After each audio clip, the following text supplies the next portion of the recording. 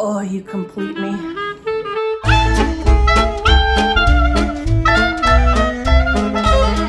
Hello and welcome. My name is Heather and this is Reading with a Vengeance. Today I am doing something a little bit different. As you all know, I am relatively new to BookTube. I've been trying to research ideas on what to make videos about.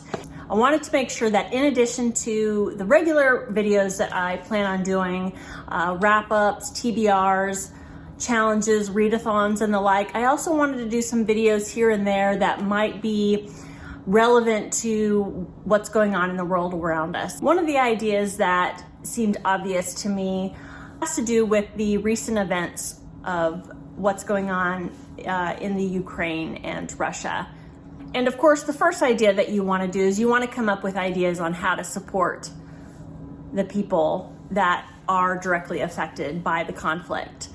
In that vein, I have linked below some links to organizations where you can donate either money or send supplies, or basically just get ideas if you are looking for ways that you can contribute and help. But in terms of how I want to do a video for BookTube, I decided to research Ukrainian authors and Ukrainian literature. I don't want to diminish Ukrainian authors or books published in the Ukraine by saying this, but relatively few are known about. They're not really talked about a lot for the sheer reason of censorship. Ukrainian authors over the years have been censored, so their books never leave their country. So that's another reason why I wanted to highlight some books here, in hopes at the very least you'll be inspired to do some research on your own and look up some new authors to add to your TBR. It has become obvious to me in my research that my reading is relatively narrow as far as reading books written by authors from different countries, or just reading books about different countries and cultures. So once I started to research this and look specifically for Ukrainian authors and literature, it became something else. It became less about what I wanted to do a video about, and it really became an exploration into what books I want to add to my TBR, and it became very exciting to me. I've added quite a few authors and books to my TBR. It became just so exciting to me. And in doing that research, I also found a website, and I'll put the link below. Initially I found an article, and it was on this website. And once I started looking around in the website, it just became something. I ended up joining like an online book club, and became very, very exciting to me. And so I'm going to share that with you here today. And I'm going to share the books that they shared in this article. But first and foremost, let me talk to you about the website that I got most, if not all of my information from. And the website is called aworldadventurebybook.com. And it all began in November of 2016 when the founders, Beth and Mia, were inspired by a TED Talk titled "My Year Reading a Book from Every Country in the World." And in this TED Talk, the speaker discussed her realization that she read few books beyond the English-speaking world, like myself. So shocked to realize their bookshelves were similarly skewed, Beth and Mia established this online book club. And in this book club, they pick a country that they want to spotlight, and they'll pick a book that is written by somebody from that country, or pick a book about that country, or both. And so I haven't gotten too much into it, but I definitely signed up for the club, and I'm so looking forward to looking in the backlist of the books they've chosen and the countries they've chosen. Super exciting. So it was on this website that I found a couple of articles where they recommend several books by either Ukrainian authors or just books written about the Ukraine or having to do with the Ukraine and the conflict that has been there for many, many years. I took a compilation from both of those articles and I made a list of 15 books here that I'm going to recommend to you. And there's something for everyone in this list of books. I have some fiction, there's some nonfiction, there's a couple of memoirs here, and I think there's a collection of short stories and a collection of poetry. So there's a mixed bag of things. I'm very confident that you will find something from this list. And I'm confident that there will be at least one book on this list, if not more, that piques your interest in either to add to your TBR from this list or to just do research on your own to find a Ukrainian author, or even find another book that I haven't mentioned here by an author that I have mentioned here. A couple of disclosures, I haven't read any of these books yet. So my recommendation is basically just based on the synopsis that I'm going to give you here. And this is either from the article directly or from Goodreads. If I haven't mentioned before, I have 15 books on this list. The first book on this list is Love and Vodka, My Surreal Adventures in Ukraine. This was published in 2015 by an American writer. His name is R.J. Fox. This is a hybrid of travel memoir and love story that seamlessly blends humor, culture shock, and romance. It is about taking a chance in life and seeing where it leads, as well as learning more about the world and about yourself. Babi, who is the author, is over the moon after sharing a bike on the ET ride at Universal Studios with Katya. Join our intrepid crusader as he takes a leap of faith, traveling from comfortable have a nice day and have a warm shower suburban Detroit to the former center of Cold War Soviet missile production. And unbeknownst to anyone but himself, he's bringing an engagement ring. Experienced life in a city that until the mid-1980s was closed to foreign visitors. R.J. Fox's humorous, poignant, and memorable expedition is punctuated by a colorful cast of characters, adventures, and cultural mishaps and misunderstandings. The next book is called The Lost, A Search for 6 of 6 Million. This is by Daniel Mendelsohn. He is an American writer of Ukraine descent. This was published in 2006, and it is nonfiction. This book is a winner of the National Jewish Book Award and the National Book Critics Circle Award. It's part memoir, part reportage, part mystery, and part scholarly detective work that brilliantly explores the nature of time and memory, family, and history. The Lost begins as the story of a boy who grew up in a family haunted by the disappearance of 6 relatives during the Holocaust, an unmentionable subject that gripped his imagination from earliest childhood. Decades later, spurred by the discovery of a cache of desperate letters written to his grandfather in 1939 and tantalized by fragmentary tales of a terrible betrayal, Daniel Mendelsohn sets out to find the remaining eyewitnesses to his relatives' fates. That quest eventually takes him to a dozen countries on 4 continents and forces him to confront the wrenching discrepancies between the histories we live and the stories we tell. And it leads him finally back to the small Ukrainian town where his family's story began and where the solution to a decades-old mystery awaits him. This one sounds very interesting to me. The next book on this list is called Dancing in Odessa. This is by Ilya Kaminsky. This was published in 2004, and it is a collection of poetry. Ilya Kaminsky is a USSR-born Ukrainian, Russian, Jewish American writer, professor. Recently, he served as a pro bono court-appointed special advocate for orphaned children in Southern California. One might spend a lifetime reading books by emerging poets without finding the real thing. The writer who, to paraphrase Emily Dickinson, can take the top of your head off.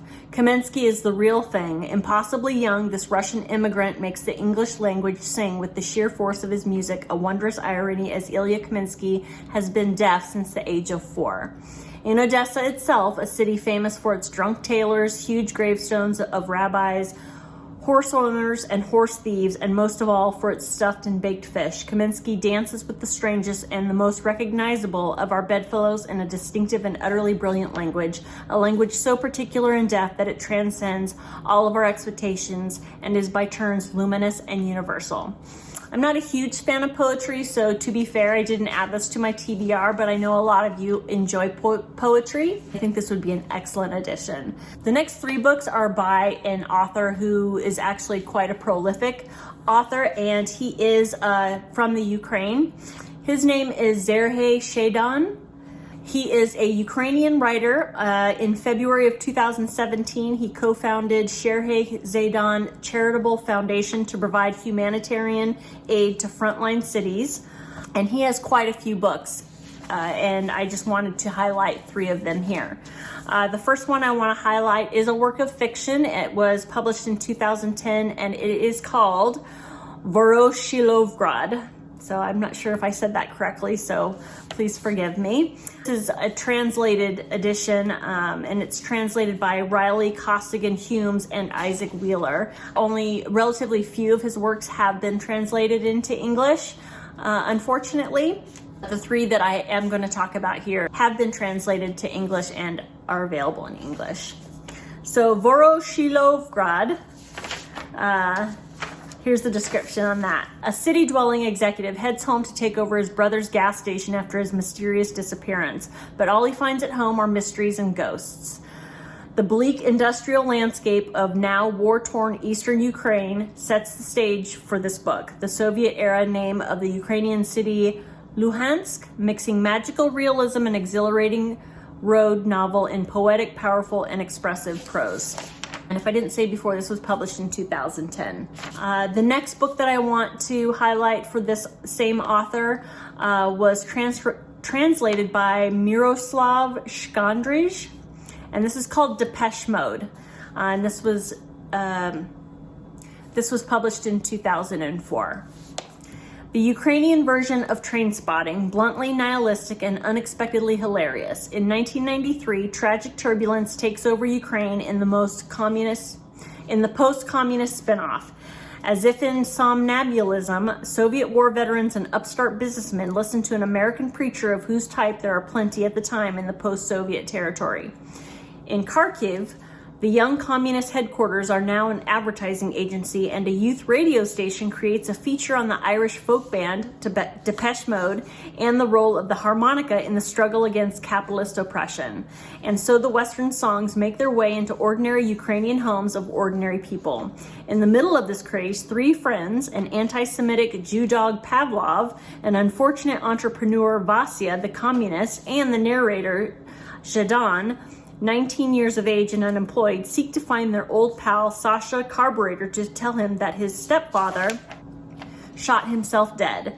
Characters confront elements of their reality and, tainted with traumatic survival fever, embark on a sad, dramatic, and a bit grotesque adventure. So this one sounds fascinating to me. I will definitely be adding this one to my TBR. And the final book that I want to highlight from Serhiy Zhadan is Mesopotamia, and this was published in 2014. It was translated by Wanda Phipps, Riley Costigan-Humes, and Isaac Stackhouse Wheeler, and this is a collection of short stories. A unique work of fiction from the troubled streets of Ukraine, giving invaluable testimony to the new history unfolding in the nation's post-independence years. This captivating book is Serhiy Zhadan's Ode to Kharkiv, the traditionally Russian-speaking city in eastern Ukraine where he makes his home. A leader among Ukrainian post-independence authors, Zhadan employs both prose and poetry to address the disillusionment, complications, and complexities that have marked Ukrainian life in the decades following the Soviet Union's collapse. His novel provides an extraordinary depiction of the lives of working-class Ukrainians struggling against an implacable fate. The road forward seems blocked at every turn by demagogic forces and remnants of the Russian past. Zhadan's 9 interconnected stories and accompanying poems are set in a city both representative and unusual, and his characters are simultaneously familiar and strange. Following a kind of magical, realist logic, his stories expose the grit and burden of stalled lives, the universal desire for intimacy, and a wistful realization of the off-kilter and even perverse nature of love. I'm not a huge fan of short stories either. It's kind of hit or miss for me, but I can't help but be fascinated by the ones that are written by this author. So I'll probably be giving those a try as well. The next book I have on this list is Red Famine, Stalin's War on Ukraine, and this was published in 2017. This is a work of nonfiction by author Anne Applebaum. Anne Applebaum is a journalist who has written extensively about communism. In 1929, Stalin launched his policy of agricultural collectivization, in effect a second Russian Revolution, which forced millions of peasants off their land and onto collective farms. The result was a catastrophic famine, the most lethal in European history. At least 5 million people died between 1931 and 1933 in the USSR. But instead of sending relief, the Soviet state made use of the catastrophe to rid itself of a political problem. In this book, Applebaum argues that more than 3 million of those dead were Ukrainians who perished not because they were accidental victims of a bad policy, but because the state deliberately set out to kill them. Applebaum proves what has long been suspected. After a series of rebellions unsettled the province, Stalin set out to destroy the Ukrainian peasantry. The state sealed the republic's borders and seized all available food. Starvation set in rapidly and people ate anything: grass, tree bark, dogs, corpses. In some cases, they killed one another for food. Devastating and definitive, Red Famine captures the horror of ordinary people struggling to survive extraordinary evil. So this is a little bit more of a history that goes further back in time. I know I can speak for myself and my generation. This was not taught in schools, in our history classes. Like I said earlier, this is becoming more of a research project for myself and educating myself in what's going on in the Ukraine and, the history of that country and the history of the struggles that country has faced before and after independence. The next book I'd like to highlight here is called The Museum of Abandoned Secrets. This is by Oksana Zabuzhko, who is a Ukrainian writer. This is a historical fiction novel published in 2009. Spanning 60 tumultuous years of Ukrainian history, this multi-generational saga weaves a dramatic and intricate web of love, sex, friendship, and death. At its center are 3 women linked by the abandoned secrets of the past, secrets that refuse to remain hidden. While researching a story, journalist Darnya unearths a worn photograph of Olena Davgan, a member of the Ukrainian insurgent army killed in 1947 by Stalin's secret police. Intrigued, Darnya sets out to make a documentary about the extraordinary woman and unwittingly opens a door to the past that will change the course of the future. For even as she delves into the secrets of Olena's life, Darnya grapples with the suspicious death of a painter who just may be the latest victim of a corrupt political power play. This book is right up my street. I love historical fiction. I love generational sagas. I love when there are relationships with women. This is probably at the top of my TBR of all these books that I'm highlighting here. So I'm super excited. That's The Museum of Abandoned Secrets by Oksana Zabuzhko.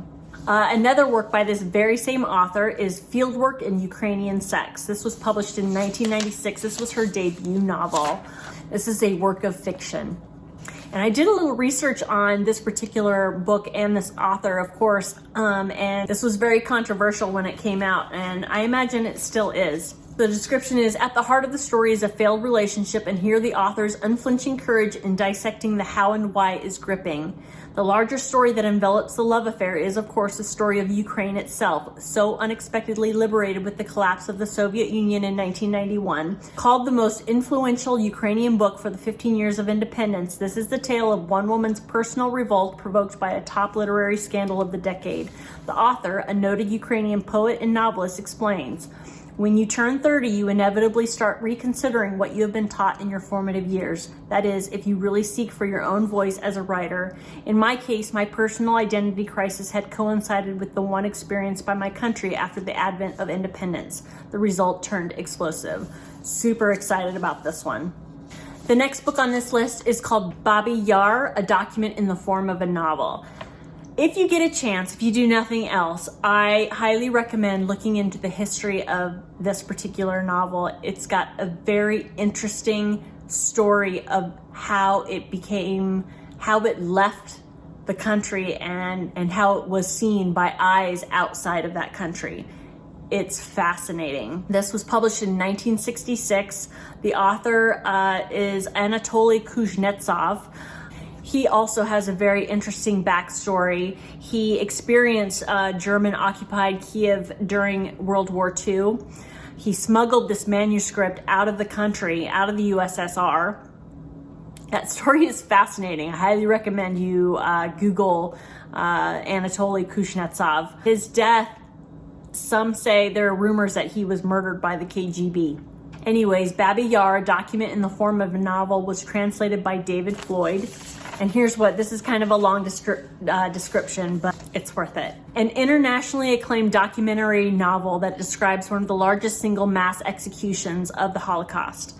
Anatoly Kuznetsov was a 12-year-old living in Kiev, Ukraine, when the Germans occupied the city in 1941. His age allowed him to escape the notice of Nazi perpetrators and local collaborators as he observed the war crimes committed against Jews, Roma, Ukrainian nationalists, and Soviet prisoners of war. More than 33,000 people lost their lives in a two-day massacre, followed by as many as 66,000 over the next 2 years.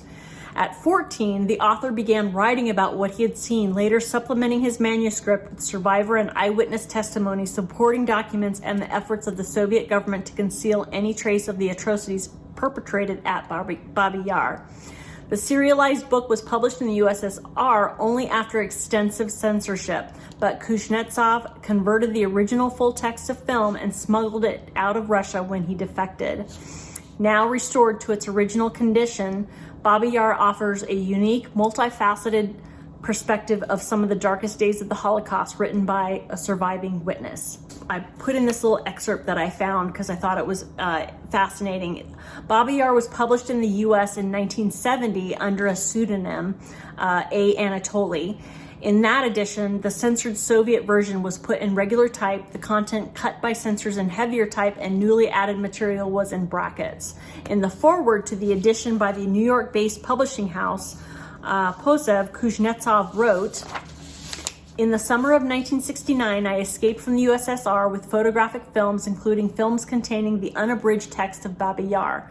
I am publishing it as my first book free of all political censorship, and I am asking you to consider this edition of Babi Yar as the only authentic text. It contains the text published originally, everything that was expurgated by the censors, and what I wrote after the publication, including the final stylistic polish.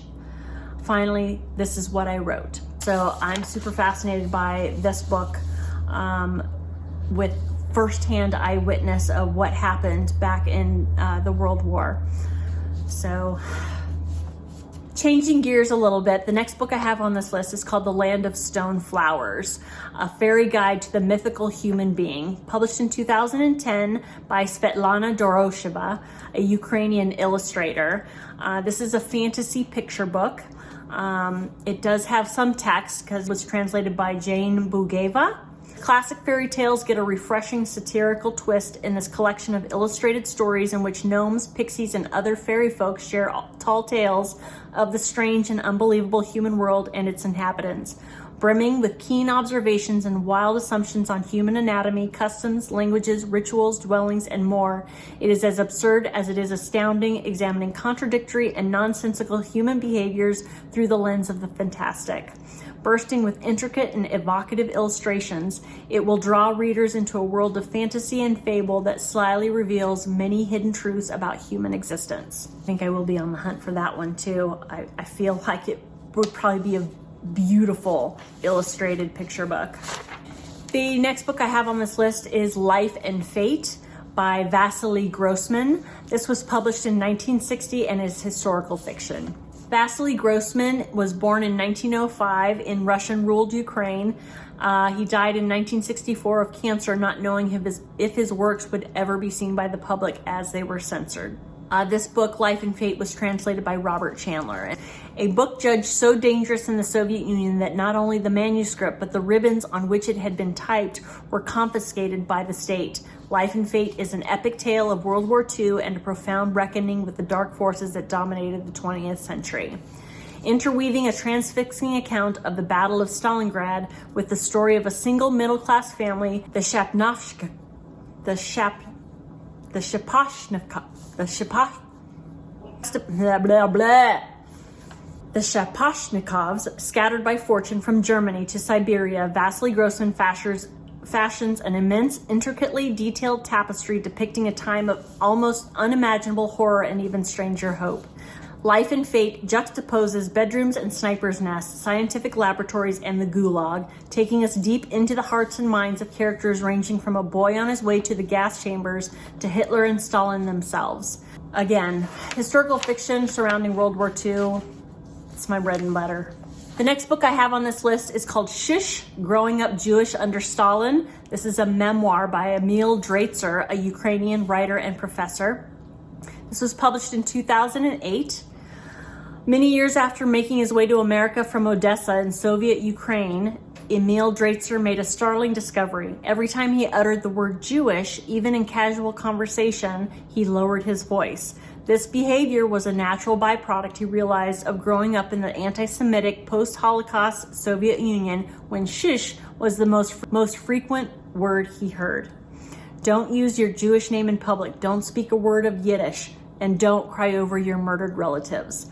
This compelling memoir conveys the reader back to Draitser's childhood and provides a unique account of mid-20th century life in Russia as the young Draitser struggles to reconcile the harsh values of Soviet society with the values of his working-class Jewish family. Lively, evocative, and rich with humor, this unforgettable story ends with the death of Stalin and, through life stories of the author's ancestors, presents a sweeping panorama of 2 centuries of Jewish history in Russia. The next book I would like to highlight is called Moonlight in Odessa. This is women's fiction, somewhat romance. This is written by Janet Skeslien Charles, and she is an American writer. So this is a story about Ukraine, or takes place in Ukraine. It says Odessa, Ukraine is the humor capital of the former Soviet Union, but in an upside-down world where waiters earn more than doctors and Odessans depend on the mafia for basics like phone service and medical supplies, no one is laughing. After months of job hunting, Daria, a young engineer, finds a plum position at a foreign firm as a secretary, but every plum has a pit. In this case, it's Mr. Harmon who makes it clear that sleeping with him is job one. Daria evades Harmon's advances by recruiting her neighbor, the slippery Olga, to be his mistress, but soon Olga sets her sights on Daria's job. Daria begins to moonlight as an interpreter at Soviet Union, a matchmaking agency that organizes socials where lonely American men can meet desperate Odessan women. Her grandmother wants Daria to leave Ukraine for good and pushes her to marry one of the men she meets. But Daria already has feelings for a local. She must choose between her world and America, between Vlad, a sexy, irresponsible mobster, and Tristan, a teacher nearly twice her age. Wry, tender, and darkly funny look at marriage, the desires we don't acknowledge, and the aftermath of communism. Moonlight in Odessa is a novel about the choices and sacrifices that people make in the pursuit of love and stability.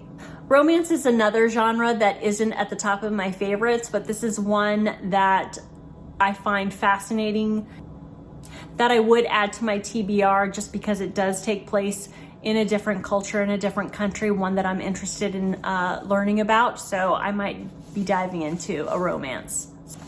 And the final book on this list is called Execution by Hunger, The Hidden Holocaust. This was published in 1985. This is nonfiction. This is by an author named Miron Dolot. Forgive my mispronunciation. Not a lot is known, or I couldn't find a lot online on this author. Looks like the author was born in 1916 and died in 1998, and that's really the only information that I could find. I didn't go on a deep dive looking because I really wanted to come up with a comprehensive list for this video, but I have highlighted it, so I do want to kind of look further into this author because that's all I have on this person. But again, this is a nonfiction. News of the death by starvation of millions of Ukrainians by Stalin was actively suppressed and denied for decades. It was only in the late 1980s that the world truly became aware of this atrocity, and it wasn't until 2006 when it was defined as a deliberate act of genocide. Soon after, a survivor broke his silence to provide the chilling details in this well-written and well-reviewed book, which reads like a novel. 7 million people in the breadbasket of Europe were deliberately starved to death at Stalin's command. This story has been suppressed for half a century. Now a survivor speaks.